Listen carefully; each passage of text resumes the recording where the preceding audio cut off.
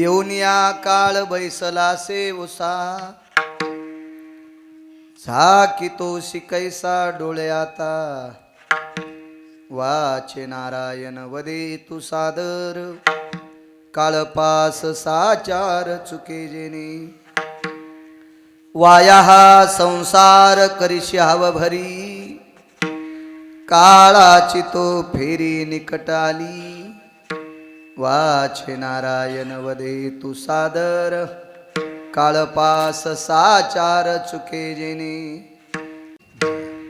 संसार फजिती जन्म दुःख वाचे नारायण वदे तू सादर काळपास साचार चुके जेने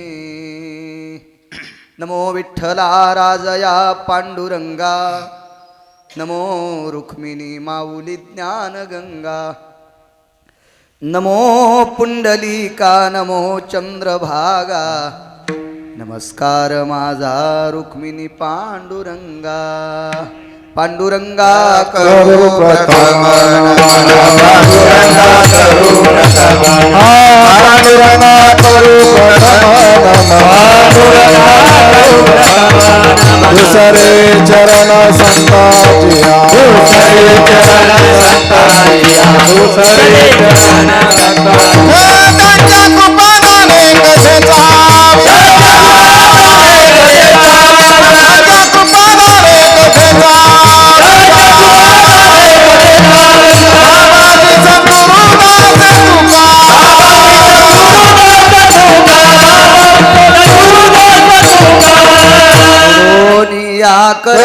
चरणे देवीला माता देवीला माता परसावे माझी पंढरी माता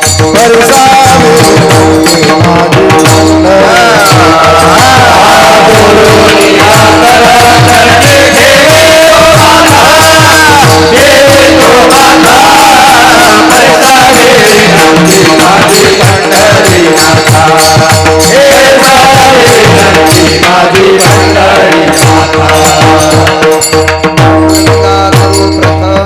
दुसरे चरण संताची त्यांच्या कृपादाने कथेचा विस्तारू बाबाजी सद्गुरु दास तुका मनोजवं मारुत तुल्य वेगम जितेंद्रियं बुद्धिमतां वरिष्ठं वातात्मजं वानरायुत मुख्यं श्रीरामदूतं शरणं प्रपद्ये नागेन्द्रहराय त्रिलोचनाय भस्मांगरागाय महेश्वराय नित्याय शुद्धाय दिवाकर तस्मै नकराय सिद्धेश्वराय विठ्ठल विठ्ठल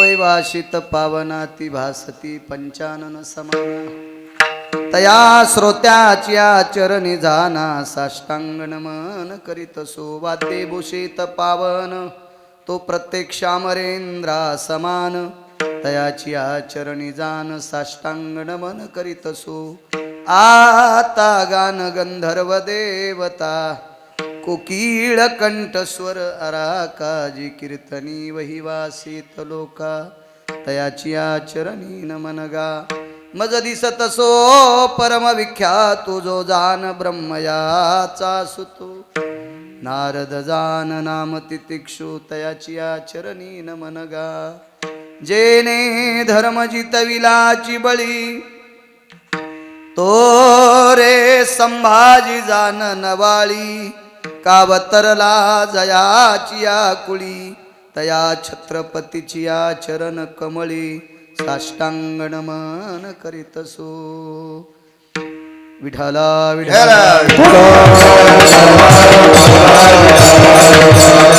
आता भिनो वाग्विलाशिनी जे चातुर्यार्थ कला कामिनी ते श्री शारदा विश्वमोहिनी नमिलिमिया नदी दिव्य गोदा तटीचा विलासी सदा प्रिय जो सज्जना वैष्णवासी जयावर्णिता प्रेमात्यंत चित्ता नमस्कार माझा श्री गुरु एकनाथा विठला विठला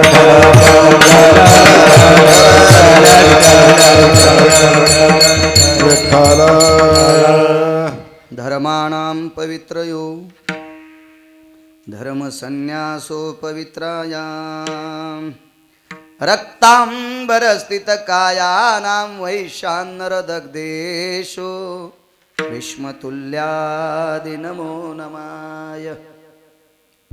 प्राप्त प्रसंग. निवडलेला अभंग विश्वमान्य विश्वभूषण विश्वाधिकार विश्वप्रिय शांती ब्रह्मनाथ बाबा यांचा प्राप्त प्रसंगी निवडलेला अभंग. मालक या अभंगाद्वारे नमूद करतात, काळ हा प्रत्येकाच्या उशाला बसलेला आहे, सोडत नाही काळ. कधी कधी काही कीर्तनात अशी उदाहरणं संतांच्या बाबतीत मी बोलत राहतो, मोठ्यांनी वर्णन केलेली नमूद केलेली. लोक म्हणतात काळ जर संतांना भेट असेल मग संत का जातात? लक्षात ठेवा राजांनो, संत फक्त शरीरानं जातात इतका फरक आहे, आणि आपण सगळ्यातूनच जातो इतका फरक आहे. विठाला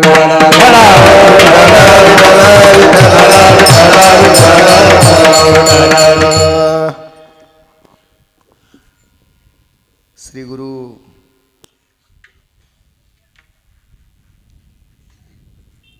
परमश्रद्धेय शिवस्वरूप जमनादासजी स्वामी, निर्वाणदास स्वामी, तिकडे एक समाधी आपल्या याला पंजाबमध्ये, आणि गुरुवर्य जीवनदास स्वामींचे गुरुवर्य सोडाव्याचे. हो, ही लोक शरीरानं जरी गेली असतील पण चंद्र सूर्य येतोपर्यंत त्यांच्या प्रतिमा मंदिरात राहतील.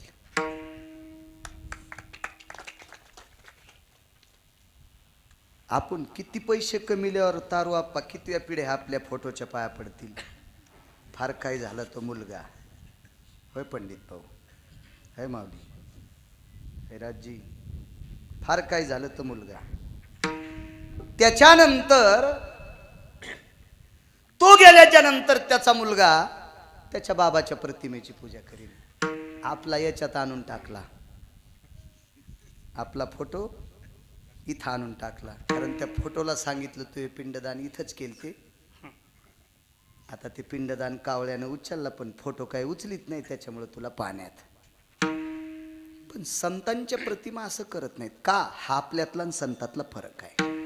म्हणून नंतर शंका घेऊ नका. तुम्ही संतांच्या बाबतीत इतकं बोलता तरी त्यांच्या उशाला काळ म्हणता. काळ फक्त शरीरासाठी येतोय, आत्म्यासाठी नाही. आपला आत्माही जिवंत राहतो, संताचाही राहतो, पण संतांचा आत्मा हा पूजनीय असतो. आपल्या आत्म्याला कोणी पूजित नाही. विठाला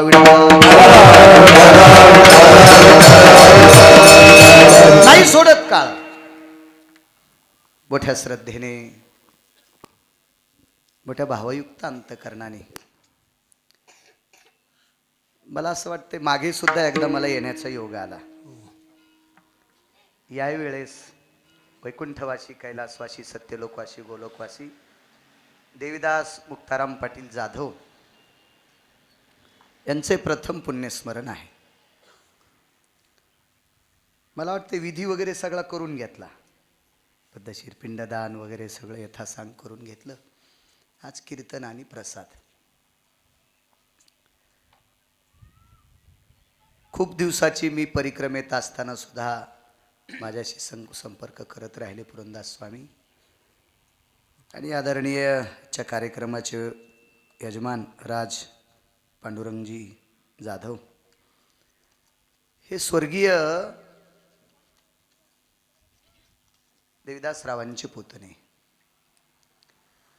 मोठ्या भावयुक्त अंतकरणाने आपल्या काकांचं पुण्यस्मरण ते करतात. महाराज, हे रक्ताच्या नात्यातल्या लोकांनी करायलाच पाहिजे. मला एक जण म्हणे, महाराज बाकीच्या धर्मामध्ये असं काही करत नसते, मग त्यांना ती काही त्रास देत नाहीत का?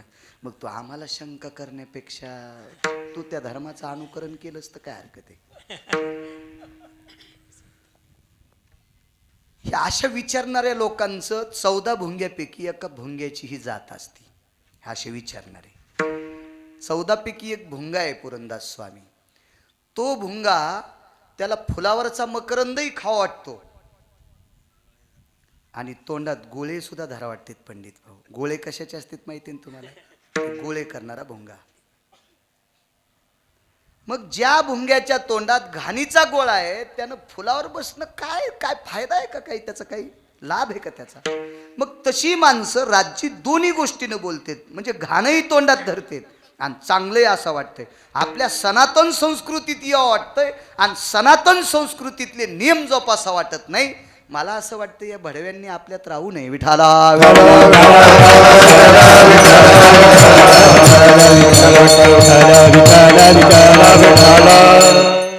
एक जण म्हणे इस्लाम धर्मात पिंड पाडतात का? अरे वेड्या, त्यांच्या धर्मात किती त्यांच्या संस्कृत्या पाय ना. ते शुक्रवारी 5 वेळेला नमाज पाडतात. तू किमान आठवड्यात एकदा तरी सिद्धेश्वराच्या पाया पडायला येत जा. याची लाज वाटू देत जाईन तुला. दुसऱ्याचं कशाला इचकायचं? आपण आपलं पाहिलं पाहिजे. आपलं आपलं बघावं.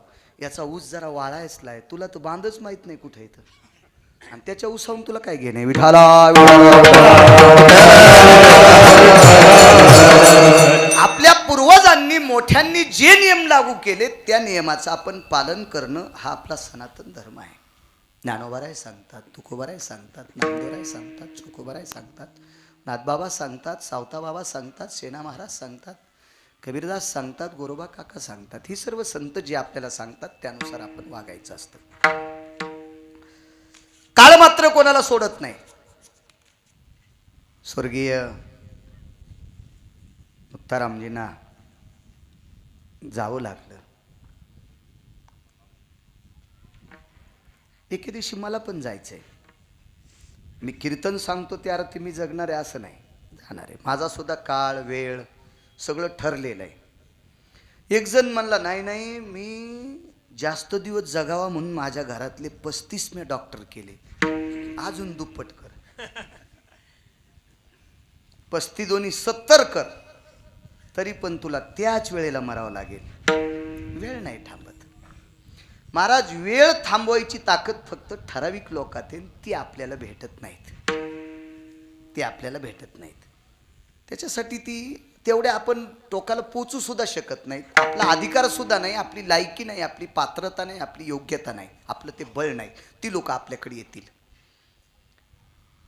तेवढं आपलं सूत्रबद्ध वागणं नाही, त्याच्याकरता ती आपल्यासाठी थांबत नाहीत. काळ फार विचित्र आहे. बघा, फरक सांगतो माणसातला आणि संतातला. 2 फरक सांगतो. मी याच्या अगोदर सुद्धा बोलून गेलो. माणसं गेल्याच्या नंतर मशानात नेत असतात. मशानात माणसाचा अंत्यविधी असतो. मग दहन असेल, दफन असेल. आपल्याकडे 2 विधी महाराष्ट्रात जास्त प्रसिद्ध आहेत, प्रचलित आहेत.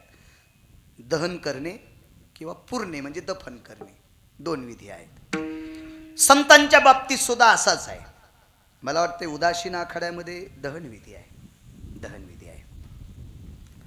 मग संत असो माणूस असो, हे 2 प्रकारचेच विधी सांगितले, याच्या व्यतिरिक्त तिसरा नाही. उत्तर भारतामध्ये असं जर नदीला पाणी असेल तर ते प्रेत पाण्यात सोडून देतात, पण इतक्या छोट्या नदीत नाही. त्याला ती मोठं पात्र पाहिजे, त्या पाण्याला फार मोठा असं व्यापकता पाहिजे, त्याच्यामध्ये तशी जलचर पाहिजे, आणि त्याचं ते सदावर्त होत असतं. तो विधी आपल्याकडे नाही आहे. मग संतांचा जिथे अंत्यविधी झाला तिथं मंदिर तयार होते, आणि तुमचा आणि माझा, मी सोडतोय असं नाही बघा, मी कीर्तन करतो म्हणजे फार शहाणा आहे का? तुमचा आणि माझा जिथं अंत्यविधी होते त्याला मशानभूमी म्हणतात, आणि संतांचा जिथं अंत्यविधी होत असतो तिथं मंदिर तयार होत असतं, तिथं समाधी तयार होत असते. समाधी आपल्या पण होत्यात ना. लय नाद, जिवंतपणी कधी आयुष्यभर नीट बोलला नाही, आणि जरा जरा पैशाचा चंगळ झाल्यावर समाधी केली बापाची. हो, हे गेल्यावर पोरानं अख्तरभाईला जमीन इकली. अख्तरभाईनं जे शिबीनं खांदून समाधी बांधायला नेऊन टाकली. कोण सांगितलं तुम्हाला हे नाटकं करायला? आपल्याकडे महाराष्ट्रात फुटक्या कानाची लोक आहेत. कुठं समाधी करा? अरे समाधी अशा ठिकाणी करा की चंद्र सूर्य आहे तोपर्यंत ती जागा आरक्षित असली तर करा. नाही म्हणे कालांतरानं आमच्या जमिनीमधून, या राजू या पुढे या, आमच्या जमिनीतून समृद्धी हायवे गेला, मग त्या जमिनीचे अब्जावधी रुपये आले, ती मग समाधी कशी ठेवता येईल? ती समाधी का तुला आधी कळालं नाही का? आपण इथं करायला नव्हती पाहिजे, ह्या गोष्टी करायच्या नाही.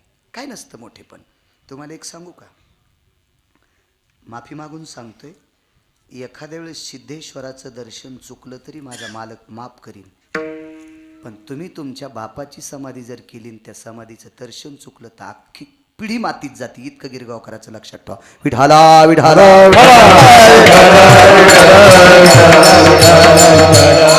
लोकांना दाखवायसाठी नाटकं करायचीच नाही.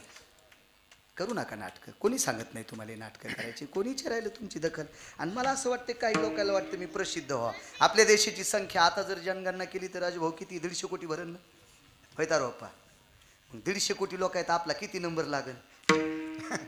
आणि कोण विचारायले? अहो आपण मरणं जगणं म्हणजे उंदरा इतकी सुद्धा किंमत नाही आपल्याला. इतकं लक्षात ठेवा. विठाला विठाला.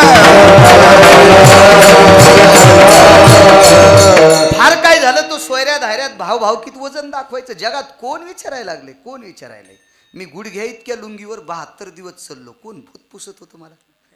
इकडचे लोक पाहत होते, अरे बाप रे बाळू महाराज, अरे बाप रे बाळू महाराज. आणि तिकडं मला जेवायला बसले की नर्मदे हार भिक्षान देहिमा, भात मिळेल का? तिकडे हिंदी कळती, एखादून रोट्या भेटतील का? या हातावर मागितलं मी.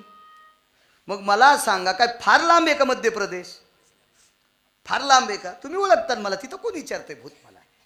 तसं आपण 150 कोटी लोकांमध्ये आपण एक आहोत. आपलं अस्तित्व काय हा भाग जगून लक्षात घेऊन माणसानं जगलं पाहिजे. धर्माच्या, शास्त्राच्या, संत महात्म्यांच्या बाजूला केलेल्या प्रक्रिया ह्या आपल्या निष्फळ ठरत असतात, व्यर्थ ठरत असतात. विठाला विठाला.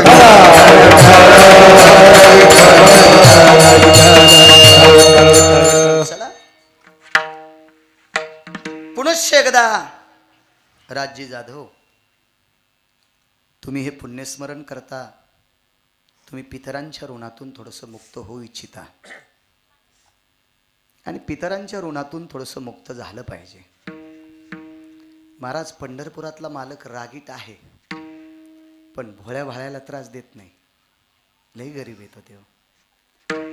महाराज माझी ही 18 संत कधी कधी रागावतात, पण तुमच्या माझ्यासारख्या सर्वसामान्यावर आघात करत नाहीत.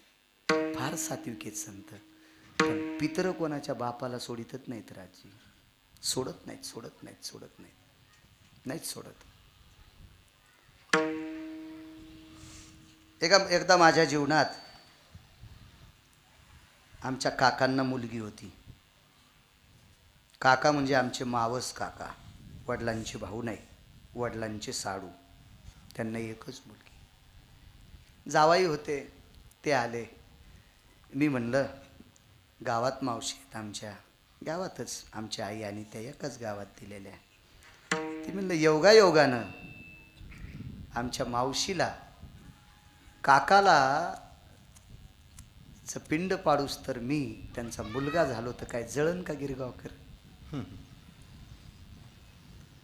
महाराज उदात्त अंतकरणाने हातात भडाग्नी नावाच्या अग्नीचं मडकं घेऊन त्या मावस काकांना मी मुखाग्नी भडाग्नी दिला. काय कमी केलं देवानं मला? कारण आपण ज्या ज्या वेळेला कुण्या एखाद्या गोष्टीत असं आपलं तोंड वरी जात असतं का, आपण चमकत असतो का, त्यावेळेला आपल्यावर फार लोकांचा अधिकार असतो.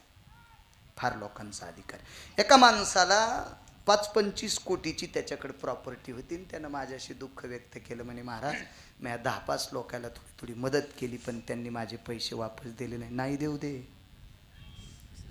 त्यांना पैसे दिले त्यावेळेला तू किती कोटीत होता? म्हणलं 25. आता म्हणला 32 कोटीत गेलो. हाच आशीर्वाद आहे. तुझ्या 10-5 लाखावर त्यांचा अधिकारच होता. नाही देऊ दे. ते पुन्हा येणार नाहीत ना. पण आता पुन्हा काही कागदाव त्याचे नाव दाखवू नको. जाऊ दे, ते पुन्हा येत नसते, चलत राहत असते. तसं प्रत्येक क्षेत्रात. मुलगा आहे, पाहिला तुमचा मुलगा, मला वाटतं ते कशामध्ये तरी तलवारबाजीमध्ये. हाच आहे का तो बसलेला? ठीक आहे, मी माझ्या मुलाला तलवारबाजी शिकवतो, पण ते नाही शिकणार ना. ते तलवार पाहिली कीच हातातली टाकून देईल. महाराज, याच्यासाठी पूर्वजाचा आशीर्वाद लागतोय. शिकविणारे मायबाप कोणाचे नाहीत. राजभाऊ, किती लोकांकडे पैसे असतील आणि प्रयत्न करत नाहीत का तारबाप्पा लोक? होय माऊली जाधव, करत नाहीत. पंडित भाऊ करत नाहीत, होत नाहीत. त्यांची पोरं का मोठे होत नाहीत? का? पूर्वजांचा आशीर्वाद नाही. आशीर्वाद लागतो पूर्वजाचा. माझं तर मत आहे, देवाच्या आशीर्वादापेक्षा, संतांच्या आशीर्वादापेक्षा तुमच्या बापदाद्यांचे आशीर्वाद घ्या. तुम्हाला विटेवरचा मालक आणि संत तुमच्यावर कृपा करतील. एक छोटं उदाहरण सांगतो. जोगवा पद्धत माहिती ना तुमच्याकडे? नवरात्रीत जोगवा मागतात. मग जोगवा मागत असताना घरून काय घ्यावं लागते? ताट. आणि ताटात काय घ्यावं लागते? पीठ. तुमच्या हातात ताट आणि पीठ नसेल तर तुम्ही जोग्याला गेले असं गृहीत होतं का? काही साईराज होते नाही. मग तुम्हाला जोगवा मागायचा असेल तर तुमच्या हातात ताट म्हणजे पात्र आणि त्याच्यात पीठ लागते माऊली, तर पुढच्या व्यक्तीला कळतं हे जोगवा मागायला आले. तसा देवाकडं आणि संताकडं आशीर्वादाचा जोगवा मागायचा असेल तर तुमच्याकडं पितृच्या आशीर्वादाचं पीठ लागेल, तुमच्या पूर्वजाच्या आशीर्वादाचं पात्र लागेल, तरच तुम्हाला विटेवरचा मालक, काशीतला मालक आणि संत तुम्हाला आशीर्वादाचा जोगवा घालतील. विठाला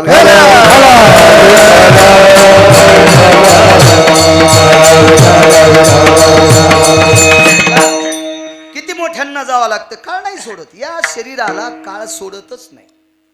नाही सोडत. एक जण म्हणे मग संत, अरे संतालाच्या शरीराची काळाला आवड आहे. यमाला सुद्धा संतांच्या जवळ जावं. यमधर्म वास पाय नित्य काळ, धर्मवास पाहे नित्य काळ, मने धन्य वेळ भेटती,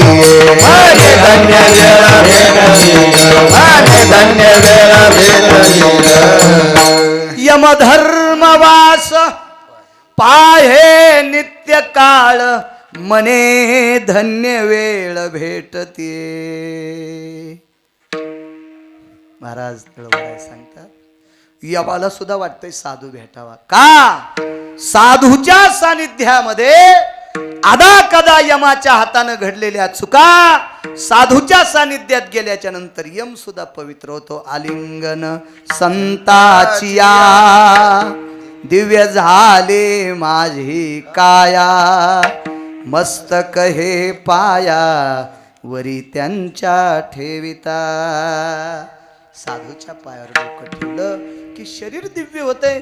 तुमच्या माझ्यासारख्या मळून गेलेल्या, मला असं वाटतंय उंदरा इतकी किंमत नसलेल्या तुमच्या माझ्यासारख्या लोकांना नेऊन नेऊन यम सुद्धा मळून जातोय आणि तो शुद्ध होतो संतांच्या सानिध्यात. म्हणून यमाला सुद्धा संत मृदंगाचार्य आवडतात. एवढी मोठी ख्याती आहे. पण दोन पद्धतीनं आवडतात. यमाला आपणही, यम आपल्यालाही नेतो आणि संतांना मात्र मांजर जशी पिलाला ह्या घरून त्या घरी नेते असा आदर संतांच्या विषयी, आणि आपल्या विषयी मांजर जशी उंदराला धरते इतका मोठा गोड आदर. कैसा काळ्या लोकाने तळाचे, कैसा काळ्या लोकाने तळाचे, कैसा काळ्या लोकाने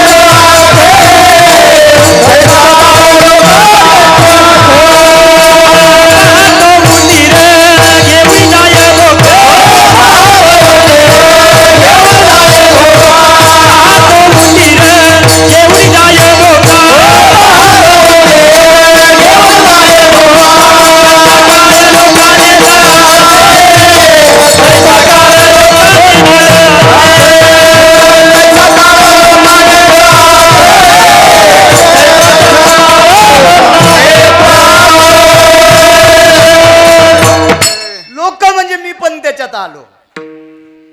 गाथा पाठ केला, ज्ञानेश्वरी पाठ केली, चोपदार. म्हणजे आपण काय संतांच्या यादीत गेलो? नाही नाही. संतांनी सांगितलेल्या शाळेत बसलो म्हणजे गाथा पाठ केला. संतांनी सांगितलेल्या वर्गात बसलो म्हणजे ज्ञानेश्वरी पाठ केली. संतांनी सांगितलेल्या मार्गाने चालतो म्हणून आपण वारी करतो. आपण नाही संत. ज्ञानेश्वरी पाठ केली आणि गाथा पाठ केली म्हणजे आपण ज्ञानोबर आहे तुकोबर होतो का? अद्याप नाही, होणारच नाही. कसं शक्य आहे? ती योग्यताच नाही ना आपल्याकडे. विठाला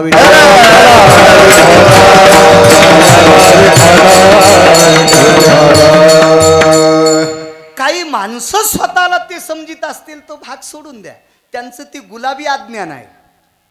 एखाद्यानं गाथा पाठ केला, एखाद्यानं ज्ञानेश्वरी पाठ केली, एखादा खांद्यावर पताका घेऊन पंढरपूरला जात असेल आणि स्वतःला फार मोठा अधिकारी संत समजित असेल, तर हा त्याच्या जीवनातला गोड गुलाबी गोडवा आहे. गोड गुलाबी गोडवा आहे. सात्विक नाही बरं, जरा गुलाबी गोडवा आहे असं समजायचं. विढाला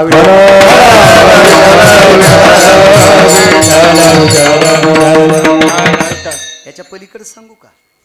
मी जरी शास्त्र आणि पुराण वाचून कीर्तन करत असेल तर मी फक्त एक आध्यात्मिक क्षेत्रातला छोटासा बारीकसा शिक्षक आहे. राजी मी महाराज नाही. महाराज ते येतं की ज्यांच्यामुळे आम्हाला महाराष्ट्रात भाकरी भेटतात, ते महाराज आहेत. विठाला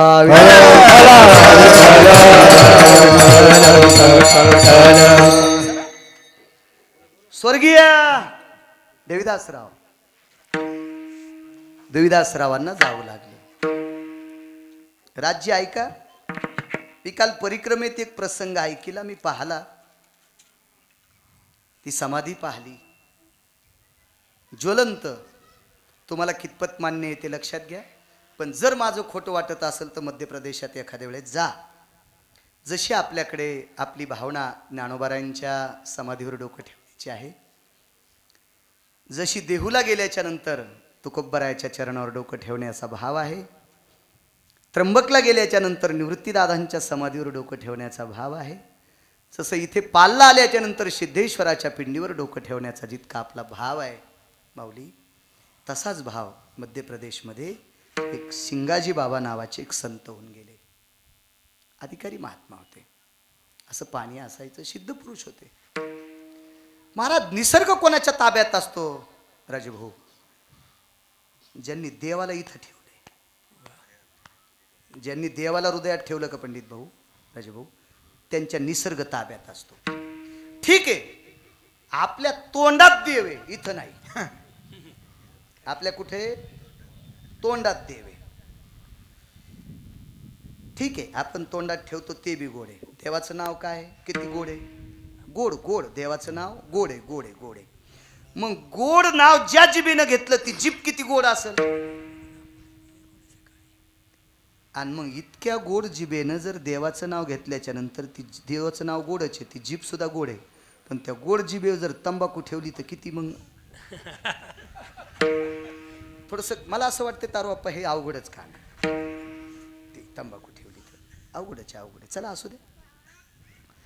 निसर्ग त्यांच्या ताब्यात. किती ताब्यात? एक जण म्हणला, बाळू महाराज, माझी सगळी प्रॉपर्टी तुम्हाला देतो, इथं घोंगडी टाका आणि या घोंगडीवर बसून पलीकडच्या कडीला जा. पाण्याहून बरं का, पाण्याहून. तर मी म्हणीन, बापू तू मला संपत्ती देशील, पण तुझी संपत्ती घेऊन आता याचं काहीच नाही, मग दावच करावं लागेल इथं. आणि दाहो बी करणार नाहीत ना लोक.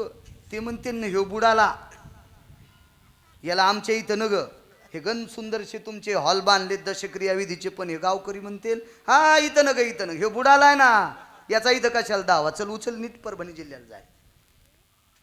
महाराज, ते नर्मदा मैयाच्या पात्रामध्ये आसन टाकायचे, पाणी तुडुंब असायचं आणि त्या पाण्यावर बसून ते पलीकडच्या कडेला एका देवतेच्या दर्शना करत जायचे. एवढे अधिकारी होते.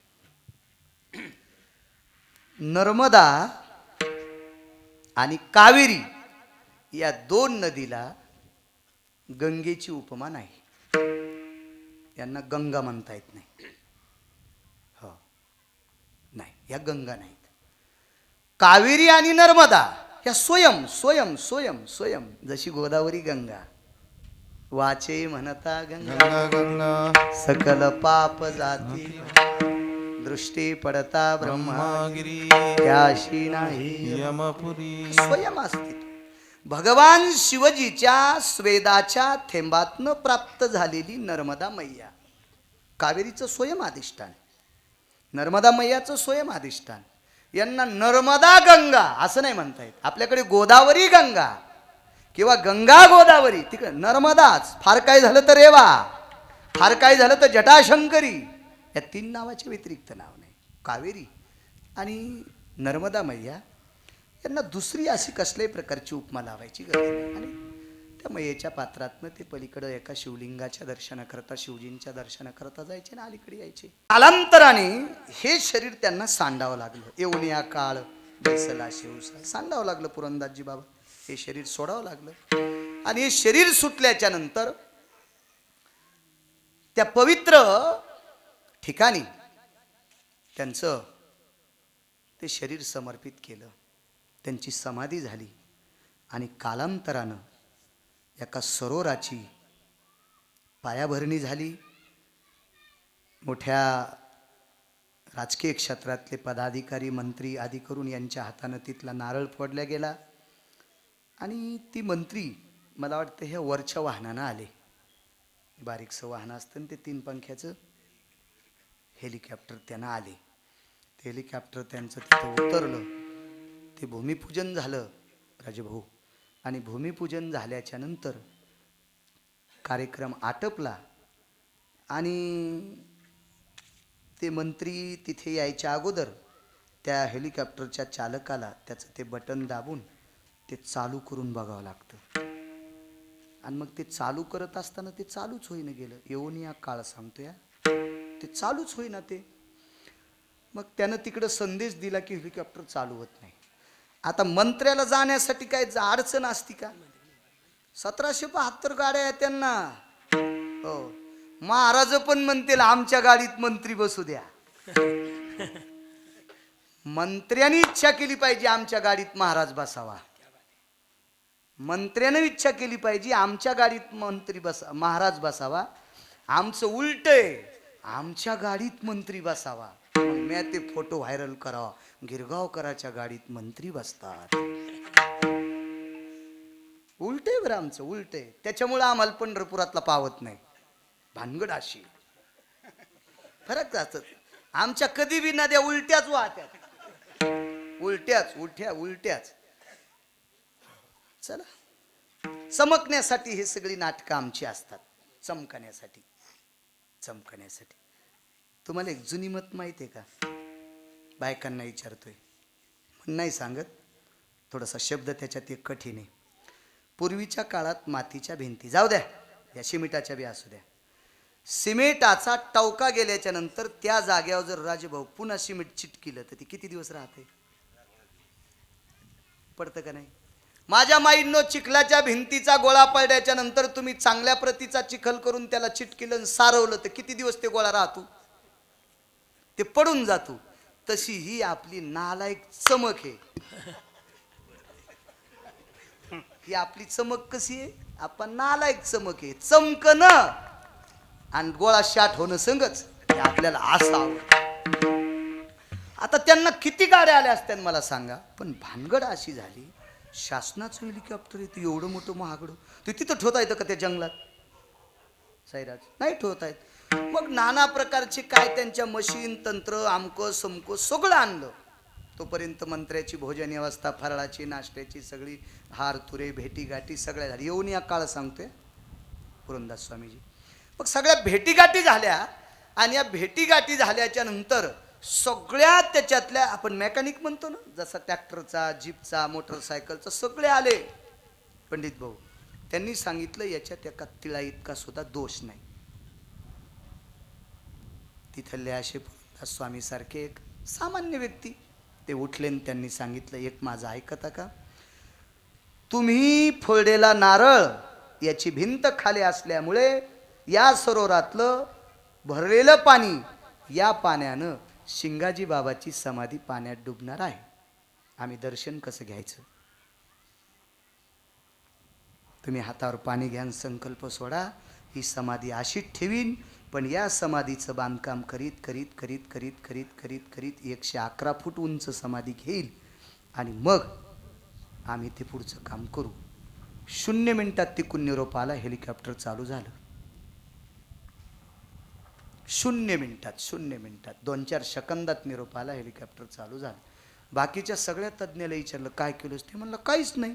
तुम्ही जशी ते शेल्फ दाबत होते तसंच मी दाबत होतो. तुम्ही 100 वेळेस दाबले, मी दाबले, पण काय झालं काय माहीत नाही. तिकून मंत्र्यानं सांगितलं मी संकल्प सोडा ही समाधी पाण्याच्या वरी घेईन आणि या सगळ्या भक्तांना महाराजांचं दर्शन चंद्र सूर्य तोपर्यंत राहील. सरोवर 100% जरी भरलं तरी पण ही समाधी झाकणार नाही अशी अवस्था करील असा संकल्प सुटला आणि मुख्यमंत्र्याचं हेलिकॉप्टर उड्डाण पावलं. ही आत्ताची गोष्ट आहे, फारशी नाही. आज ते मुख्यमंत्री सुद्धा जिवंत आहेत.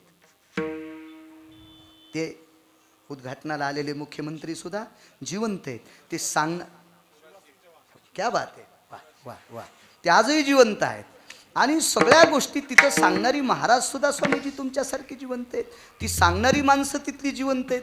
मला सांगा, एवढी ख्याती जर विज्ञान युगात ज्या साधूची समाधीतून चालत आहे, पण त्याही साधूला राजेभाऊ हे शरीर ठेवा लागलं. म्हणून मालक पहिल्या कडव्यात म्हणतात येऊनिया काला बैसला शिवसा, येऊनिया काला बैसला शिवसा.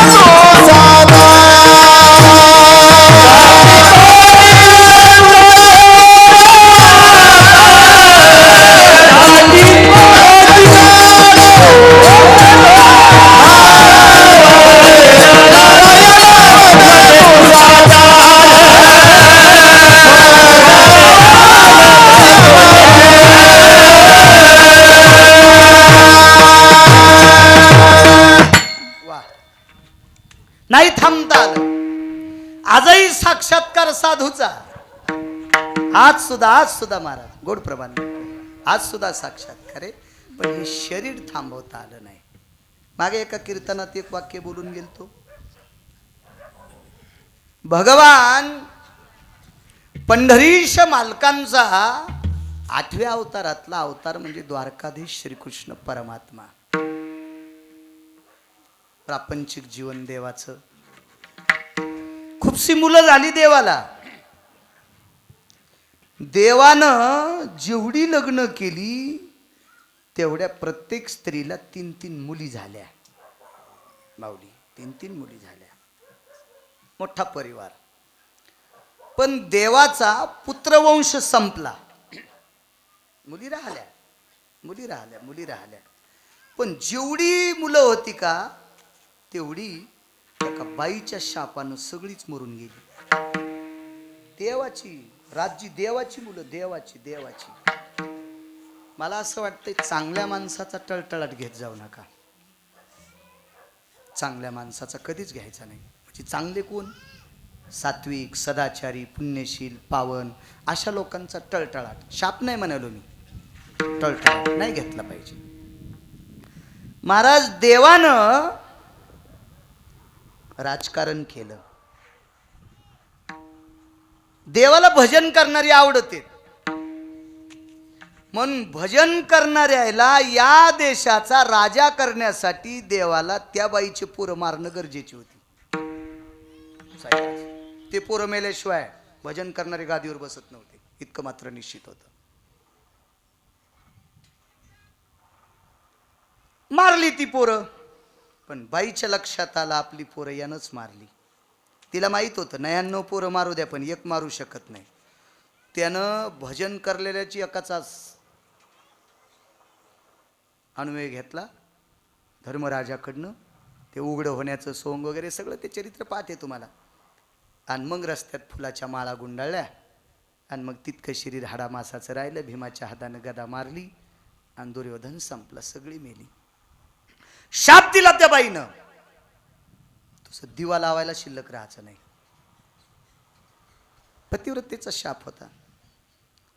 एक बोलू माझ्या माईंनो, राग येऊ देऊ नका.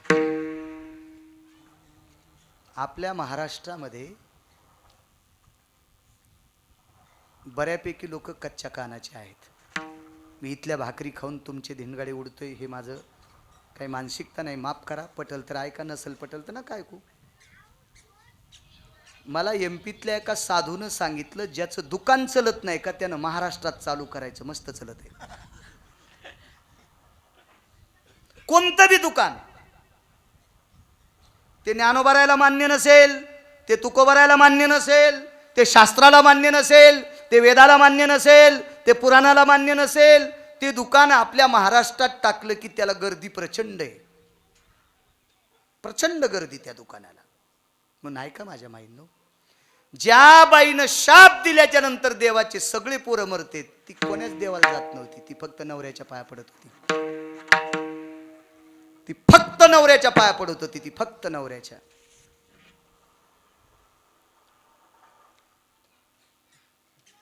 मी परिक्रमेला चाललो तर पहिली महिन्याची वारी माझी दसऱ्याची वारी केली आणि निघालो. मला माहिती 15 दिवसाला एकादशी असते. आणि मला सांगणाऱ्या लोकांना सांगितलं होतं, कधी कधी अडचण असते, तिकडच्या लोकांना भगरच कळत नाही काय असं.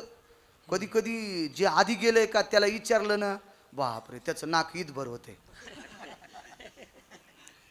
म्हणून तुम्हाला सांगतो, ज्याला जायचं असेल का त्यानं कोणालाच विचारायचं नाही. पिशवी बांधायची, निघायची. नर्मदा मैया सगळं करते. त्याला विचारलं ना, एक नकटा दुजा नकटा सब नकटे का मेला, उसमें गया नाक वाला वो बना सबका साला. होते काहीतरी कुधाण लावून देऊ. नाही महाराज सोपं असतं का काय? नाही बापा, तुमची काय ताकद आहे. आणि म्हणलं, मला काय ताकदीला काय करायचं, तिकडं काय तळ खांदायचंय का काय नांगर वढायचं आहे ना. मी ते भीतीनं घरच्यांना म्हणलं, जराशे काहीतरी लाडू बिडू उपासाचे दे करून. तुम्हाला असं बोट केलं म्हणले, थांबा माझा धूप चालू आहे, धूप देवापाशी. ते धूप झाल्यावर मी म्हणलं, हे धूप्या उपाशी मारायला आहे आणि तू कुठं धूप लावायली. महाराज इतका हसू नका, माया एवढा इचकाल्याला बाजार नाही. हे तुमच्या बायकायचं सांगायला, हे ध्यानात ठेवा, तुमच्या बायकायचं. महाराज आयुष्यभर तिनं फक्त 3 टाइम नवऱ्याचं दर्शन घेतलं. माझ्या माईनो, कीर्तनाच्या गादीहून सांगते, महाराज त्या आयुष्यभर नवऱ्याला दिसत नाही म्हणून जग पाहिलं नाही. त्या बाईच्या वाणीच्या ताकदीनं देवाचे सगळे पोरं मरतेत. आणि एका वारकऱ्याच्या आशीर्वादाने एक वाचतंय, त्याचं नाव आहे वज्र. पर्यंत मी बराच सांगितलेलं आहे, ऐका पुढे. वज्र वाचला. पुढे या वज्राचा वंश यदुवंश वाढत गेला. यदुवंश वाढत गेल्याच्या नंतर वज्र जर भगवान कृष्ण परमात्म्याचा नातू आहे, हा नामधारक सुदाम देवाच्या पोह्याचा प्रसाद खाल्ला होता पंडित भाऊ, म्हणून ते एकटा वाचला होता, देवाचा नातू. पण आज आहे का वज्र? वज्रानं जर सुदाम देवाच्या पोह्याचा प्रसाद खाल्ला, पण गांधारीच्या शापातून सुदाम देवानं वज्र तारू आप्पा वाचिला. राजसाहेब वाचिला वज्र, वाचिला. कारण तिथे भगवंताचा वंश खंडन होऊ लागला. आणि वज्र वाचिल्यामुळं माऊली तो वंश वाहडा वंश हा सुदाम देवाच्या राजेभाऊ पोह्याचा प्रसाद आहे. ताकद आहे, प्रताप आहे. वृंदाजी स्वामी हा प्रताप आहे. पण वंशवृद्धी झाल्याच्या नंतर यमानं सुदाम देवाला विचारलं, आता काय करू? मला फक्त वंश जिवंत ठेवण्याचं काम करायचं होतं. यमा, तुझ्या विरोधात लेखणी फिरवायच्या नव्हत्या. आता क्षमा असू दे. आणि कालांतरानं वज्र जात राहिला, म्हणून मालक पहिल्या कडव्यात म्हणतात, येवोनी आकाळ बैसला दिवसा, येवोनी आकाळ बैसला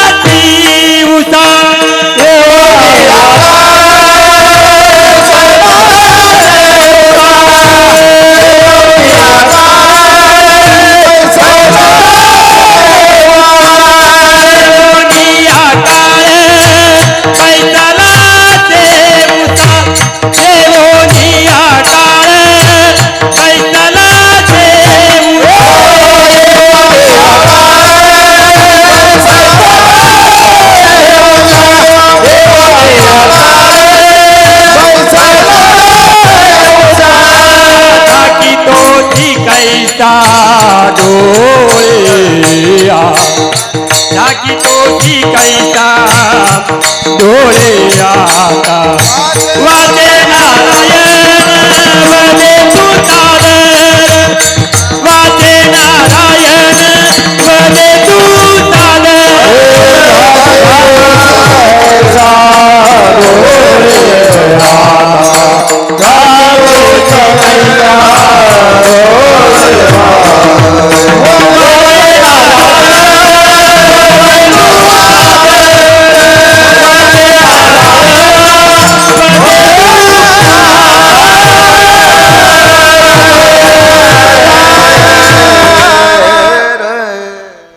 दोन उदाहरणं तुमच्या पुढे मांडले श्री गुरुशिंगाजी महाराज आणि भगवान पंढरीश मालकांचा नातू वज्र.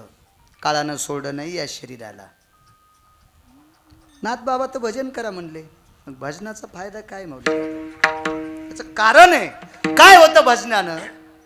महाराज पुराणाच्या शास्त्राच्या आणि वेदाच्या बाहेरचं एक कर्म एका पुरोहितानं केलं. ते काही साधा पुरोहित नव्हता, प्रचंड अभ्यासू पुरोहित, प्रचंड अभ्यासू. माझ्यासारखा 2-4 श्लोक म्हणणारा नव्हता, माझ्यासारखा 2-4 सुक्त म्हणणारा नव्हता, माझ्यासारखा ततमम करणारा नव्हता. महाराज ज्याच्या वाणीवर सरस्वतीची कृपा आहे असा पुरोहित. पण काम चुकलं. काम चुकल्यामुळं पापाचा डोंगर झाला, पापाचा डोंगर झाला. आणि ज्या वेळेला पापाचा डोंगर होत असतो का त्यावेळेला तुमच्या अपकीर्तीचा वास बाहेर सुटत असतो. अपकीर्तीचा, तुमच्या दुर्गुणाचा वास बाहेर सुटत असतो. हा दुर्गुणाचा वास सुटलेला आहे. पण पुरंदास स्वामीजी जीवनात साधू येणं अत्यंत गरजेचं आहे. साधू माणसाच्या शहाणीबाई आरशावरली धूळ पुसल्याच्या नंतर चेहरा सगळा कसा आहे तसा आरसा दाखवतो. आरसा साफ असल्याच्या नंतर चेहरा आरसा त्याचं रूप चांगलं करून दाखवतो असं नाही. तुमचा चेहरा जसा आहे तसा आरसा दाखवतो. जैसा तैसा दावी आरसा नक्या कैसा पालत नक्या कैसा पालत नक्या कैसा पालत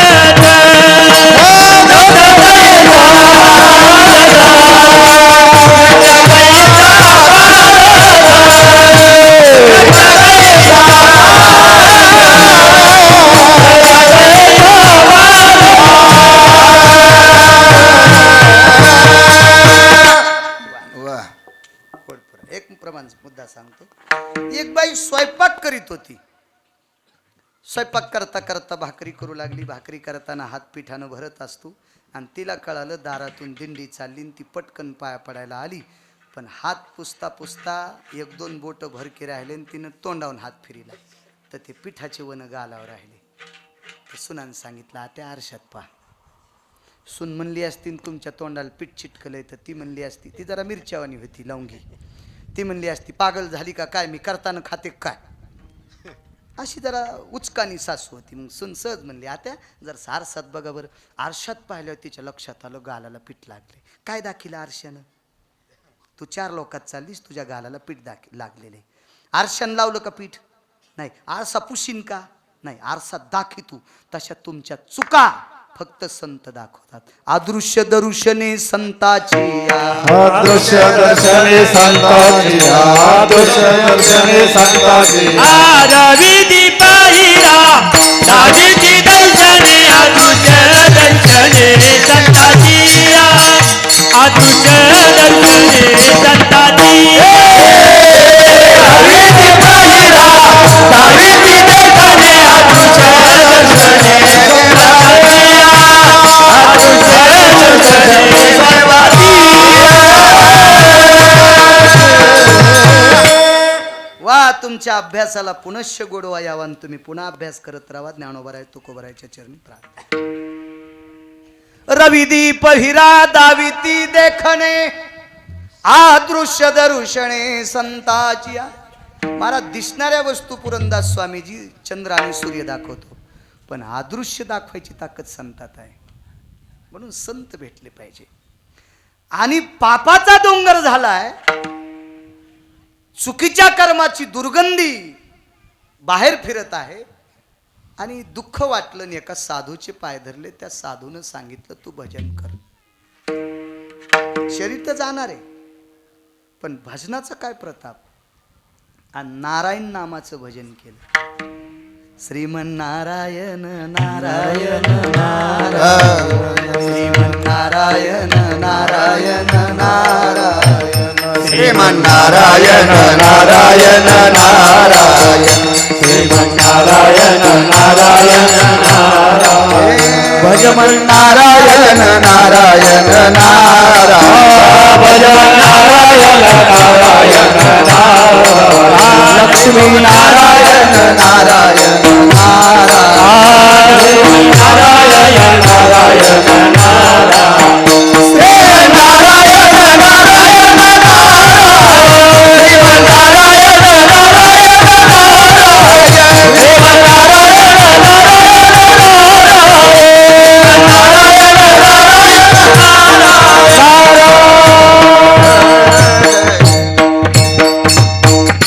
अनंत पापाच्या राशी भजल्या राजी, अनंत पापाच्या राशी. पण साधूचं ऐकून भजन केलं. यम तर आलाच, पण त्या लागे विमान पाठविले. विमान घेऊन आलाय देवाचे पार्षद, त्याचं नाव आहे आजामेळ. म्हणून वाचे नारायण वदे तू साध, वाचे नारायण वदे तू साध, वाचे नारायण वदे तू साध, वाचे नारायण वदे तू साध. काळ पास सागर तुझको देव, काळ पास सागर तुझको देव, काळ पास वाचे नारायण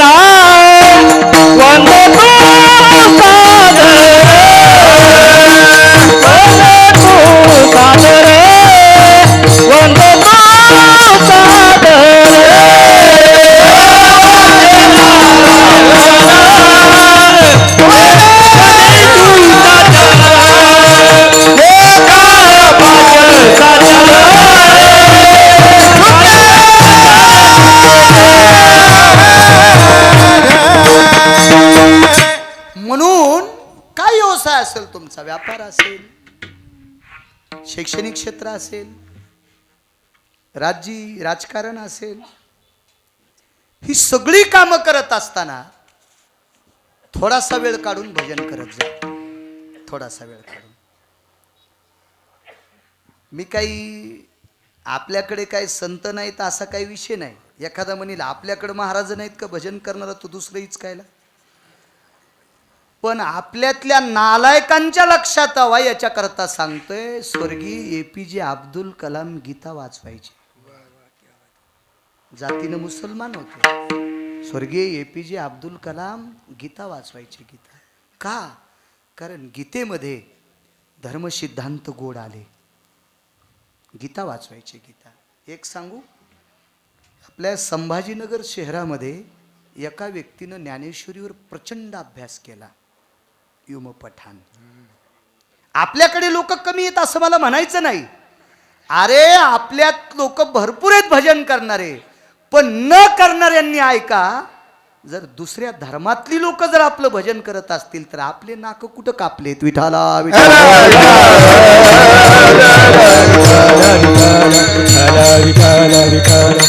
आपल्याला थोडीशी वाटावी का नाही?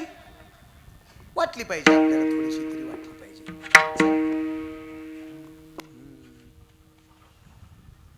भजन करणं गरजेचं आहे. मृत्यू निश्चित आहे. मृत्यू अटळ आहे. आतापर्यंत कोणाला चुकला नाही. देवाला सुद्धा. देवानं जीवदशेला आल्याच्या नंतर त्याला थांबता आलं नाही. येरती पामर जीवती. किती मोठा पुरुषार्थ भजनाचा. चला, आजामेळ काही ना होत नाही. माणूस होते, चूक झाली, भजन केलं, विमान आलं. ऐका पुढे. पाण्यातल्या जलचरायला भजन करता येतं का? माशान भजन केलं तुम्ही कधी ऐकलं का? झिंग्यानं आणि झिंग्यानं भजन केल्याच्या नंतर तो झिंगा माळ नसणाऱ्यानं खाल्ला असता तर त्यालाही इमान आला असतं. पण झिंगा भजन करीत नाही, मासा भजन करीत, खेकडा भजन करीत आणि ज्ञान नाही पाठे, आणि ज्ञान नाही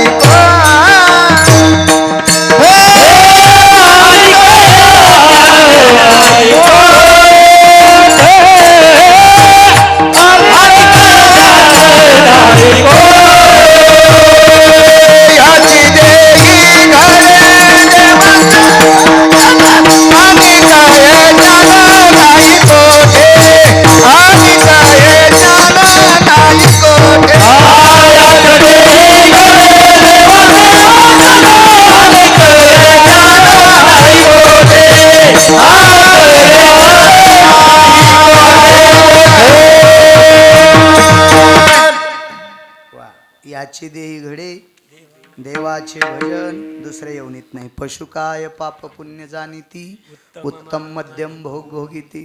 पण ऐका, एखादा पशु जर पदच्युत असेल, पदभ्रष्ट असेल, पदभ्रष्ट शब्द ऐकायला वाईट वाटतो पण शास्त्रात त्याला गोडवा आहे.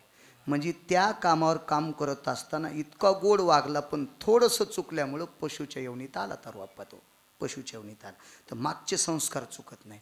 एरवी तुम्हाला जितके हत्ती दिसतील ते हत्ती एकही भजन करणार नाही, एकही करणार नाही. एकाच हत्तीनं भजन केलं पंडित भाऊ, एकाच हत्तीनं. त्याला श्रीमद भागवतामध्ये गजेंद्र म्हणतात. राजे त्यानं भजन केलं.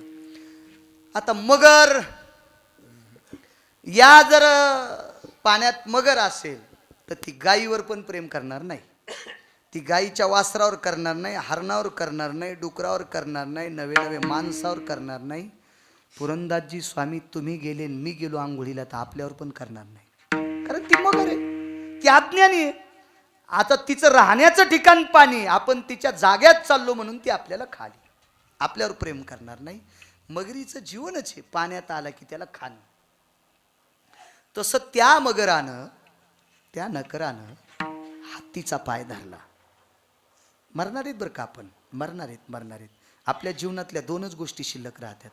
तुम्ही जीवनात केलेलं चांगलं काम आणि फक्त भजन, या दोन गोष्टीच्या व्यतिरिक्त जगात आपलं काही जिवंत राहत नाही, काही राहत नाही. केल्याच्या नंतर आपण जर कोणावर उपकार केला गेला हो माणूस. पण तुम्हाला काय सांगायचं राजे हो, आमची मुलगी आलती, बाळणपणाला आली, बाळणपण करण्यासाठी रुपया नाही, पण त्या माणसानं आम्हाला तशा सस्ताईला 20,000 रुपये उसने दिलते, त्याचे काय उपकार फेडाव, हे जिवंत राहिले. तुम्ही त्याचे 20,000 वापस दिले, पण त्यानं तुम्हाला वेळेला दिले, तुमच्या मदतीला तो धावलाय, हे कर्म तुमचं शिल्लक राहील. बाकी काही नाही. 100 कोटीचा जरी बंगला बांधला तो पोरं छतावर जाळीत नाहीत जाळीत छतावर, अद्याप जाळीत नाहीत. काय नाही, मी लय मरमर करतो शेतात, खूप खूप खूप मरमर करतो शेतात. इतकं करतो मी का माझे ते खराब झालेले पाय ते मासे खडबडून गेलते ना, ते नीट होण्यासाठी काल मी गव्हात पाणी भरीत होतो. मग ते दारे धरल्यामुळे तुमच्याकडं पाणी भरणं म्हणतात वाटते, आमच्याकडे दारे 12 म्हणतात, तुमच्याकडे आमच्याकडे दारे म्हणतात. तर ते पाय भिजल्यामुळं 2-3 तासात त्याचे सगळे ते सालटे निघून गेले, ते जरा अंगठे गिंगठे जरा बरे झाले. करतो मरमर मी, पण असं नाही मी फार मरमर करायलो म्हणजे 100 क्विंटल गहू पोट्ट मला वरी पाठीन, हे चुकी. पण करायचं असते. संसारात पडलेल्या माणसानं रात्रंदिवस काम करायचं असते. झोपीतून उठलं की तुम्हाला तुमचं काम दिसलं पाहिजे, कारण का त्याच्याशिवाय तुमचं बरं होऊ शकत नाही. ठीक आहे, एखादा महाराज सांगेल तुम्हाला पैसे का मरणं संघ न्यायचेत का, गठुडं न्यायचेत का, त्याचं ऐकू नका. त्याच्या गादीखाली पण पैसे असतील, त्याचं नका ऐकू, त्याचं नाही. पुरंदास स्वामीजी, तुम्ही कामाला विस्तू लावला, काम म्हणजे वासना, वासनेला विस्तू लावला, तरी पण दुपारी जेवणासाठी तुम्हाला वरून तांदूळ पडणार नाहीत, नाही. कारण तुमच्यासुद्धा जीवनात अर्थ असावा, अर्थ असावा. ही जी कपडे आहेत, ही कपडेसुद्धा वरून पडत नाहीत. कारण पैशाच्या विरोधात बोलणं हा मूर्खपणाचं टोक आहे. असं जर आम्ही बोलत राहिलो तर उद्या द्या सोडून ही शहाणे माणसं. पण ही लहान पोरं बॅनर तर लांबच, गाड्या लावून लांब. आता तुम्ही ते नाटकं करतात, बॅनरला सौजन्य फलाण्यानं दिलं, असे असतात का नाही राजकारणात नाटकं? पण इमानदारीनं सांगा, दुसरे देतात का? तारवाप्पा तुम्हाला पण विचारतोय, माऊली जाधव तुम्हाला पण, राजसाहेब आहे का कुठे? नाही. पैसे लागतात का नाही? साधा ग्रामपंचायतच्या सदस्याचा फॉर्म भरायला मला वाटते घरपट्टी भरावं लागते ना, ती नळपट्टी घरपट्टी भरावत लागते का नाही? पैसा कुठं लागत नाही. चला इथं दावा केल्यावर आता मी जर आलो मंत्र म्हणायला, इदन्न मम पिंड हो तताः यज्जायते हे उत्तरवाहिनी दक्षिणवाहिनी ततः अधिष्ठितं लुप्तपिंडो भयव्याप्ताय सर्वः स्थानो नारायणो पिंडो भयव्याप्तां करिष्यते हे आपाद भयपिंडा जवाग्र समर्पयामी तिलाक्षदा समर्पयापी जवम समर्पयामी अक्षदां समर्पे हुडा शर्करा हाय ती पुंगी. असं बरं काय सगळं. हिरण्यमुद्रा हा हिरे कुठे आहेत? सुवर्णमुद्रा दक्षिणाम समर्पयामी. आलं का नाही इथं? मग तुम्हाला तुमच्या पंजोबाचे पिंड करायचे असतील तरी पैसे लागतील. पंजोबाचं पिंड करायचं असेल तरी पैसे लागतील. या विश्वातली एकही गोष्ट राजजी सांगा, असं झालंय का तुम्ही तुमच्या काकाचं पुण्यस्मरण करताना मंडपावाला म्हणला मी तसाच येतो? जाऊ द्या, बाळू महाराज म्हणला डिझेल पण टाकू नका, असं कधी झालंय का? होय साईराजजी, तुम्ही मला भेटायला आले, साईराजजी महाराज अजून दोघं चौघं जण आले, तर तुम्ही मला गिरगावकर परिक्रमा करून आल्यावर भेटायला आले, तर तुम्हाला पंपावाला म्हणला का नाही नाही नाही बाळू महाराजाकडे चालले, हा काय नाही डिझेल मीठ टाक? असं कधी झालंय का? कसं होईल बाबाजी? शक्य नाही. अद्याप नाही. मधात पुन्हा पुरंदास स्वामी येतं, डिझेल मीठ टाकतो, असं नाही होणार. द्रव्य लागतं, द्रव्य अत्यंत गरजेचं. चला काय सांगू लागलो, परिती लाज स्वामीशी.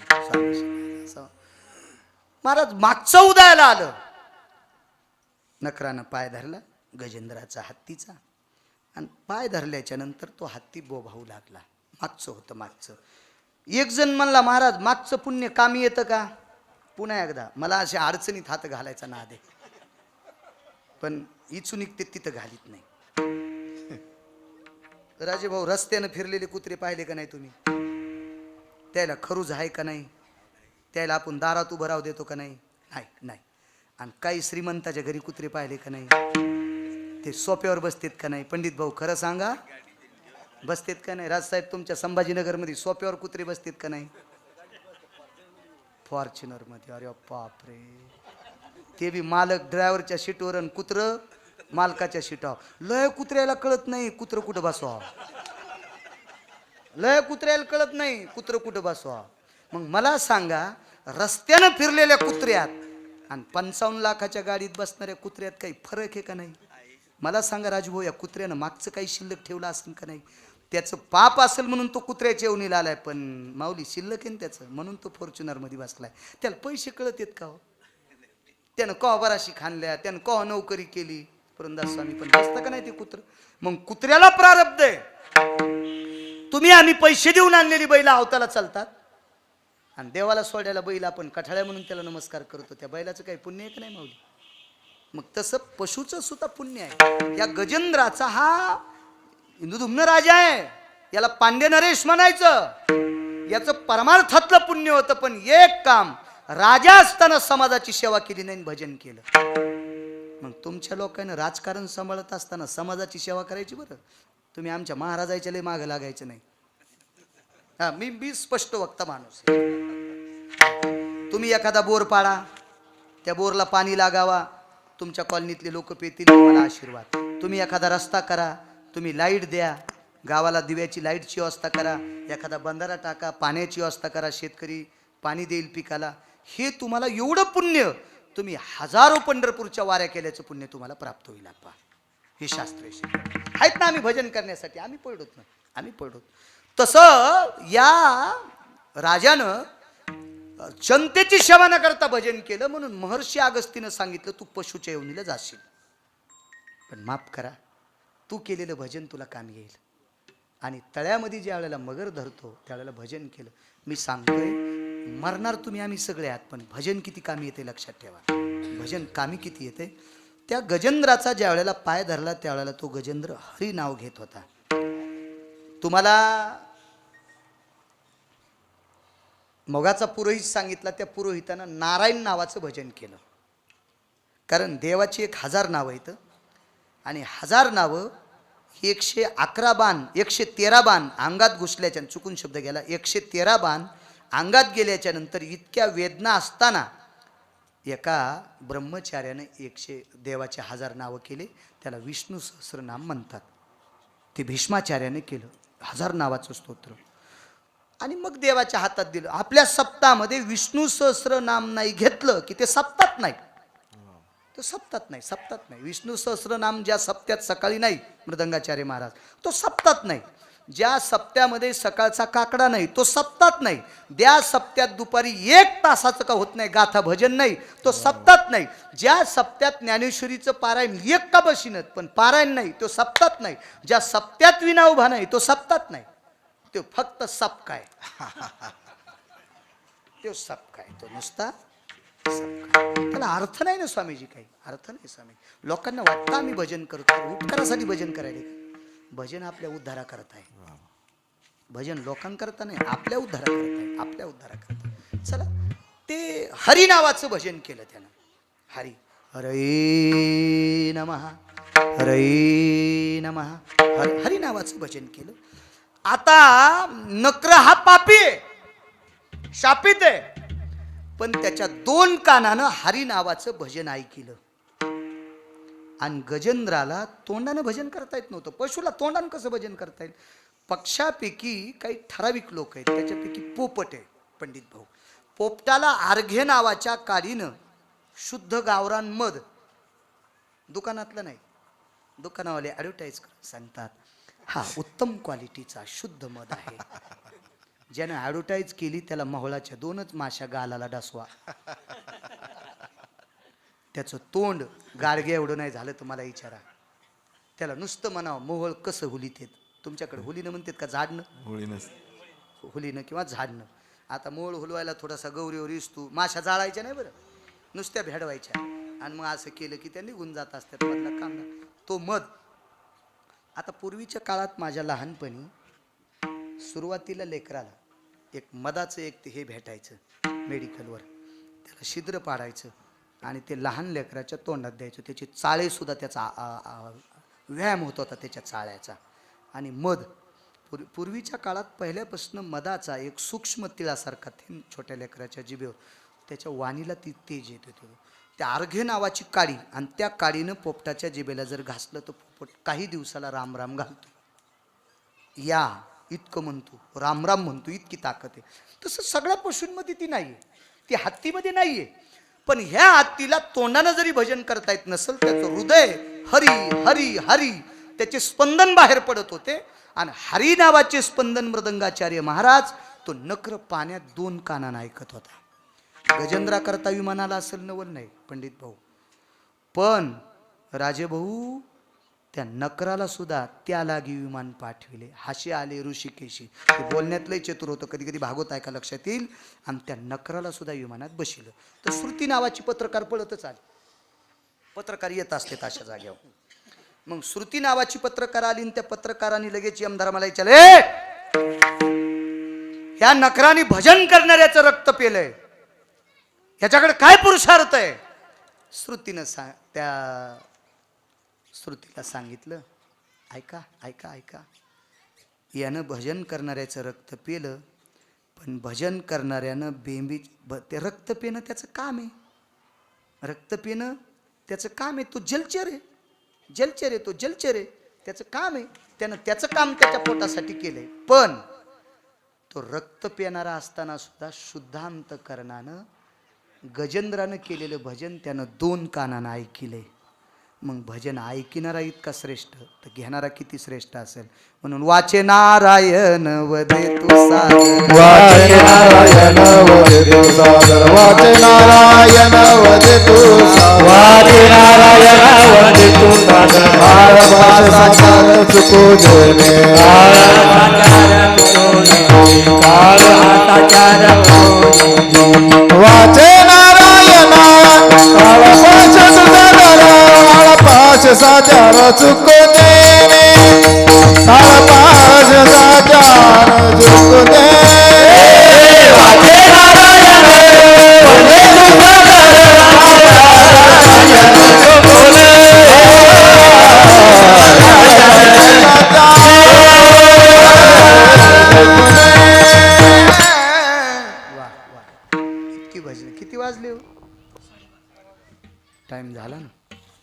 का नाही? सांग जाऊन पंडित भाऊ इतके वाजले कोरड सोडल्यास. ऐका एक तरी 5 मिनिटात सांगतो.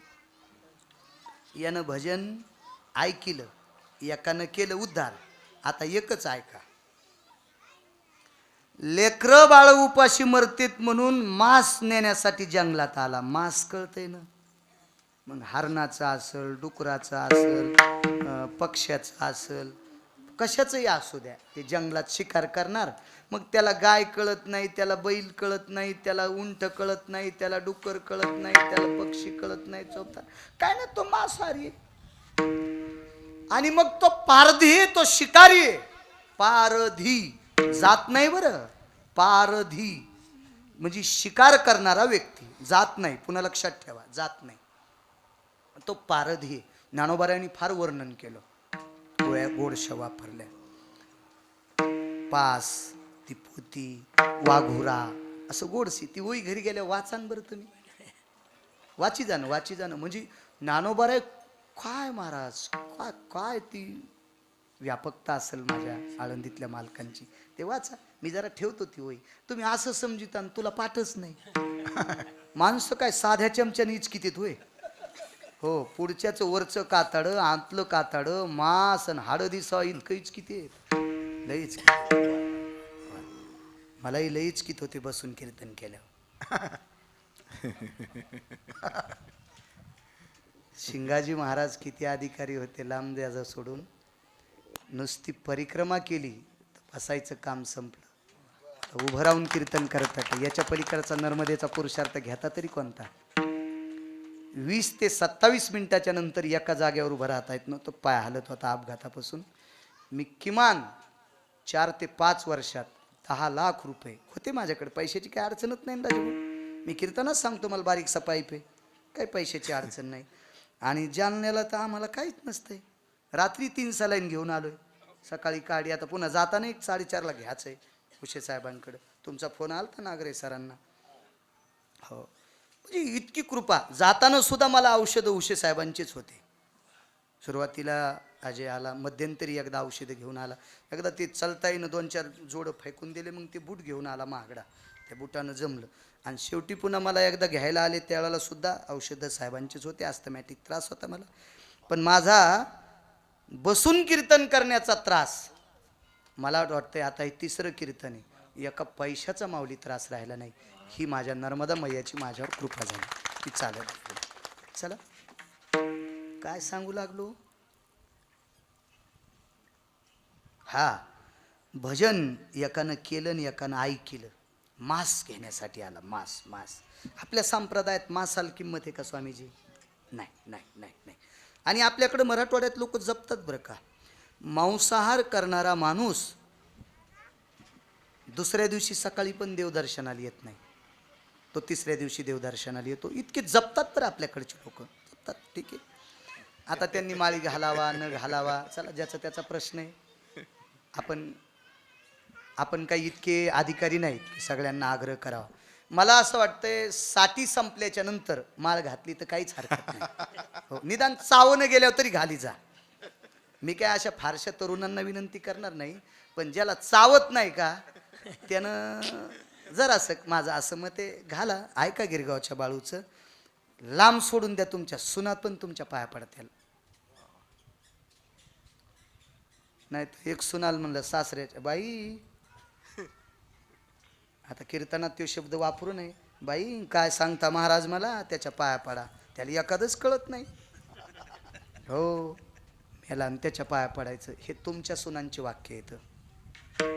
तुमच्या सुनानं तुमच्या आदरानं नमस्कार पुढच्याला म्हणी ना बरं, तुम्हाला म्हणी ना मी, तुमच्या गळ्यात तर माळा येता. पण शहाण्या सासूनं सुनाला बोलायचं असेल तर लेकीला शिवी द्यायची, तोत्तर तोंडी. मग सुन्नीट होत असती. लेकी बोले सुने लागे, आपल्यालाच बोलावं लागत असते. साठी वलांडल्याच्या नंतर तरी गळ्यात तुळशीची माळा असू द्या. लक्षात ठेवा, माळीचा पुरुषार्थ किती मोठा आहे. त्या जामद्याला जात असतो. त्या जामद्याचा एक वारकरी दर महिन्याचा पंढरपूरचा वारकरी आहे. मला दर महिन्याला पंढरपूरला भेटतो. तो समाजानं पारधी समाजाचा मुलगा आहे, पण पायी 550 किलोमीटर पायी पंढरपूरला येतो. घ्या काही लोकांचा आदर्शवाद. त्या माणसाच्या कोट्याधीश लोक पाया पडतात त्याच्या, कोट्याधीश लोक.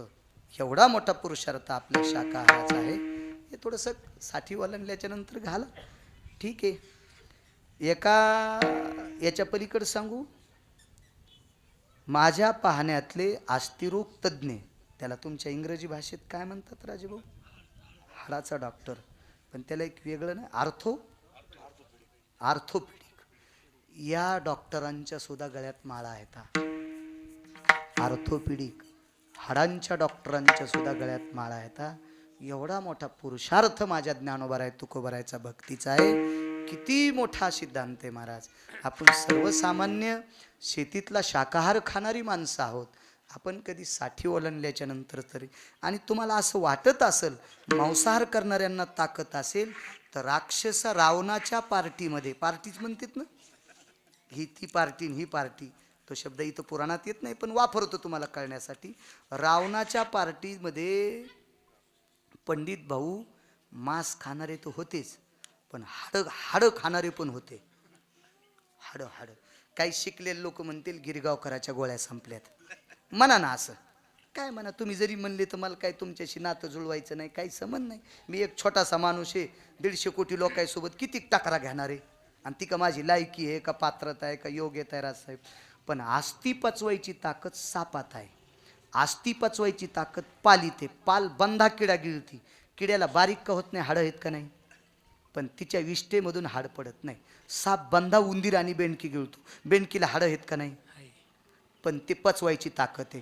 तशी रावणाच्या लंकेत 8 लोकायला हाडं पचवायची ताकद तारुआप्पा होती. माऊली जाधव 8 लोकायला ती हाडं पचवायची ताकद होती. तर त्या मग हाडं पचवायची ताकद म्हणलं, त्यांच्यात हाडं मोडायची ताकद नसेल का, हाडं मोडायची ताकद नसेल का. पण पाला खाणाऱ्या वानरायनं त्याला इतकं मोडलं की जगात कोण्याच हॉस्पिटलमध्ये त्याचं ऑपरेशन झालं नाही. काय खाणाऱ्या वानरायनं? शाकाहार, म्हणजे पाला खाणाऱ्या वानरायनं, म्हणजे शाकाहारी माणसं इतके अधिकारी. मला सांगा, रावणाच्या दाढी मिशा कोणी जाळल्या? तू पण चपात्या खाणाऱ्यांनी. मला तर 200 रुपये किलोचे तांदूळ आणलेत आज भाताला. काय आवडत असेल पुरंदास स्वामीला, मी काय माहिती काय सापड गिरगावच्या बाळ्यात यायला, काय माहिती उठलं की बाळ्या तिकडं भेटायला येऊ लागले. मला म्हणलं येऊ नका, मी इकडं आल्यावर भेटा. आलेच शिवला, व्यंपीत येत होते. मला सांगा, ज्या मारुतीरायनं पाला खाऊन या वाहिले पर्वत, बांधिला सेतू सिंधुवरी, किंवा पाला खाऊन त्याचं भजन केलं, तर त्या पाला खाणाऱ्यानं या मांस खाणाऱ्या राक्षसांचा राजा रावण याच्या दाढीन मिशा राजेभाऊ दुपारी जाळल्या. इतकी शाकाहारात ताकद आहे, एवढी मोठी शाकाहारात ताकद. एक सोपा मुद्दा सांगतो सज्जनांनो, तुमची संपत्ती किती राजेभाऊ मला माहीत नाही, पंडित भाऊ तुमची मला मोजता येत नाही, तारुआप्पा तुमची मोजता येत नाही, माऊली तुमची मोजता येत नाही, राजसाहेब तुमची मोजता येत नाही, सैराज तुमची मोजता येत नाही. इथं बसलेल्यांची नाव पाठ नाहीत, पण तुम्ही प्रचंड श्रीमंत माणसं आहात. तरी पण मृदंगाचार्य महाराजांचं नाव आमच्या कैलास महाराज आपले लोक पाया पडतात का नाही? इनेकरी तुमच्या मी पाया पडू का नाही? इना देताना महाराज तुम्ही बैठकीत आल्यावर तुम्ही माझ्या पाया पडल्यावर मी तुमच्या पडतो का नाही? तुम्ही माझ्या पडतात का नाही? मग आपल्या घरी किती गहू दळायलेत कोणालाच माहिती आहे का? काहीच माहीत नाही. फक्त राजे हो, आपल्या गळ्यातल्या तुळशीच्या माळेची ताकद आहे, तुळशीच्या माळेतली. आणि कोण्या कीर्तनकारानं म्हणावं म्या पराच्या दिवशी माळ काढली ना, आता कीर्तन करायलो, जर चालू कीर्तन लोकांनं बंद नाही केलं तर मला गिरगावचा बाळ्या म्हणू नका. फक्त ताकद कशाची? फक्त माळेची. वैभवाला भेट नाहीत. एक जण म्हणला महाराज पठ्या विद्वान आहे. अरे विमान तयार करणारे विद्वान आहेत भारतात, विमान तयार करणारे, विमान तयार. तुला खराब झालेला रेडिओ नीट करता यायचा नाही, तू काय विद्वान आहेस टापरी आहे? तुला काय विद्वत्ता काय तुझ्याकडं? जहाज तयार करणारे विद्वान आहेत, विमान तयार करणारे विद्वान आहेत, महाराज मंगळा जाणारे विद्वान आहेत. खोटे करायचे भाऊ? मोबाईल तयार करणारे विद्वान, कम्प्युटर तयार करणारे विद्वान, हे साऊंडवाले, याच्यात काय बसले राजा तुला तरी माहिती आहे का? पण माझा आवाज कुठं रोग चाललाय? हा, या कॅमेऱ्यात काय रे अजय? अख्खं जग ऐकणारे ते कीर्तन, अख्खं जग. काय कार्ड हाय का वरून तार टाकलेले राजू भाऊ? कुठं चालले? किती विद्वान आहेत. तुम्ही गेलात का त्याच्या पाया पडायला? जराशी आमच्या क्षेत्रात लाज वाटावा. आपल्या तुळशीच्या माळीला किंमत आहे. म्हणून किमान 25 कीर्तनात एक तरी माळकरी करावा. एक तरी 60 वर्षाचा एक तरी माळकरी करावा. मी आता दुसऱ्यांदा आलोय. पुन्हा जर आलो ना तर एखादा तरी माझ्याकडे या. त्यानं माझ्या हातानं माळ घाला, त्याच्या पायात बूट तसाच राहू द्या. मी तसाच पाय पडतो त्याच्या. आज नका घालू कोणी. तिसऱ्या कीर्तनात एक तरी, ते बी 60च्या आतलं नाही बरं. आतलं नाही. 60 झाल्यावर जरा मुरलेलं लोणचं वाळलं तरी पाण्यात भिजलं तरी गोड लागतंय. मुरलेलं लोणचं, मुरलेलं एखादं तरी घाला. चला. मांस घरी नेणारा माणूस एका झाडावर बसला, थकून अंधार पडला आणि झाडावर थकून बसला. भजनाची ताकद आहे महाराज. थकून बसला झाडावर. त्यानं विचार केला घरी गेलं तर लेकरं आता वनवन करायलेत, म्हणतील बाबा तुम्ही काय आणलं? काहीच नाही आपल्याकडं. त्याच्यापेक्षा घरी जाऊन लेकरांचे नाराज चेहरे पाहण्यापेक्षा आपण रात्री इथंच घालावा. स्वामीजी तो दिवस होता शिवरात्रीचा. भगवान सिद्धेश्वराच्या दर्शनाकरता भक्त येऊ लागले. एकच म्हणू लागले, शिवहार शिवहार, ओम नमः शिवाय, ओम नमः शिवाय, ओम नमः शिवाय, सिद्धेश्वराय नमः, सिद्धेश्वराय नमः. काही मावल्या असतील, काही पुरुष असतील, काही लेकरं असतील, काही अत्यंत वयोवृद्ध असतील, तपोवृद्ध असतील, तेच. आणि ते त्याच्या झाडापासून जात असताना ते इतकंच म्हणत जायचे. त्याला कधी कधी वाटत होतं माणूसच मारावा न्यावा, माणूसच मारावा आणि न्यावा. पण त्याच्या लक्षात आलं आत्तापर्यंत आपण माणसाचं मांस खाल्लेलं नाही. म्हणून त्या भेटीपोटी त्यानं माणूस मारला नाही. पण ते रस्त्यानं जाताना पाहायचं कोण आहे बाबा, हे कोण चाललंय? त्याला नाही दिसलं की ते होतं बेलीच्या झाडावर बसलेलं. ते पानं तोडायचं आणि खाली टाकायचं आणि खाली सिद्धेश्वराचं अधिष्ठान. मंदिर इथे म्हणून म्हणते सिद्धेश्वराचं अधिष्ठान. महाराज भजन केलं नाही, भजन ऐकिलं सुद्धा नाही, नादातच नव्हतं ऐकण्याच्या. फक्त भजन करणारे पाहिले आणि भजन करणारे पाहून खाली बेलाची पानं टाकले. त्या लागी विमान पाठविले म्हणून वाचे नारायण वदे तू सादर. काळपास साचार चुके जेणे विठोबार. हरे राजू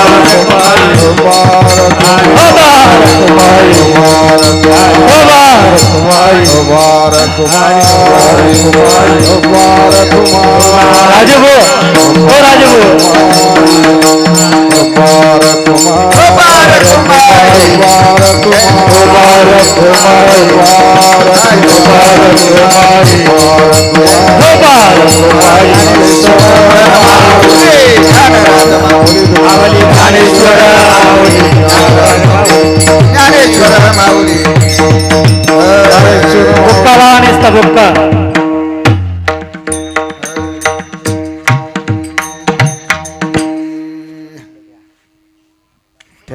मोठ्या श्रद्धेने राजू श्रद्धेने केल्या जातं ते श्राद्ध असतं. स्वर्गीय देवीदासजी मुक्ताराम पाटील जाधव यांचे प्रथम पुण्यस्मरण आहे. आदरणीय राजजी जाधव हे त्यांचे पुतणे आहेत. राजजीनं आपल्या काकांचं मोठ्या श्रद्धेनं श्राद्ध केलं. त्या श्राद्धानिमित्त माझ्यासारख्या सर्वसामान्य अल्पज्ञानी व्यक्तीला त्या श्राद्धाचं कीर्तन करण्याचा योग आला, मला तो मान दिला, त्याबद्दल राजजींना धन्यवाद. आदरणीय गुरुवर्य पुरंदासजी स्वामी या कीर्तनासाठी खूपशा वेळेस मला फोन करत होते. मी इथे गेवराई शिमीला भागवताला आलो त्यावेळेला सुद्धा ते माझ्याकडे या कीर्तनासाठी आले. पण त्यांना सांगितलं स्वामीजी 3.5 महिन्याच्या पुढे दिवस लागतात आणि मला येणं शक्य नाही, पण मी 72 दिवसात तुम्हा सर्वांच्या कृपेने 3600 किलोमीटरचं अंतर कापलं. मी फक्त संध्याकाळी जेवत होतो, दुपारी जे असेल जे मिळेल ते खायचं आणि पळत राहायचं, ते काम करत राहिलो. म्हणून मी जास्त चाललो.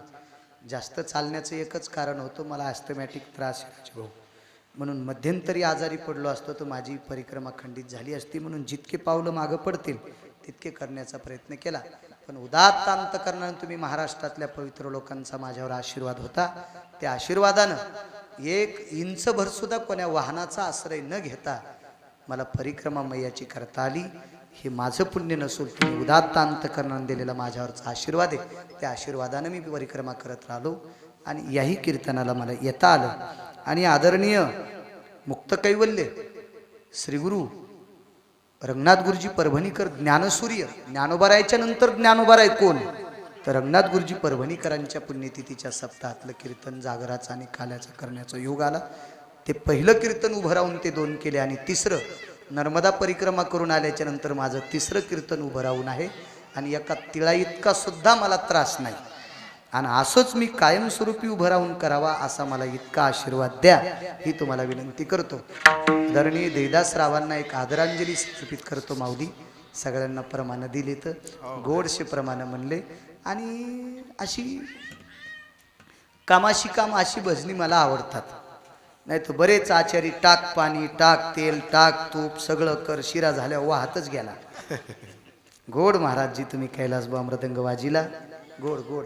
महाराज कीर्तनाला म्हणणाऱ्याला याला पोषक वाजवतो त्याला विद्वान म्हणत असतात आणि स्वतःची विद्वत्ता दाखवतो त्याला खडगुळ म्हणत असतात.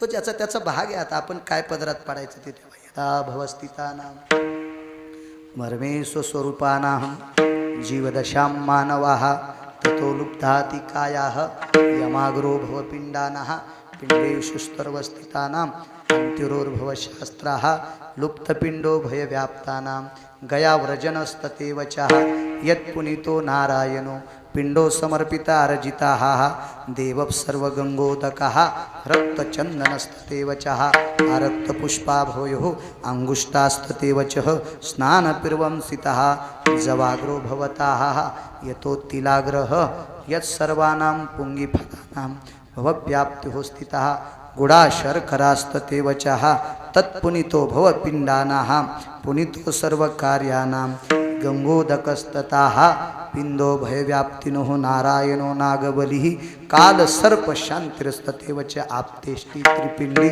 तथा दोषः पितृ सर्वदोषास्तान भव कुलोत्पन्न पुनीतानां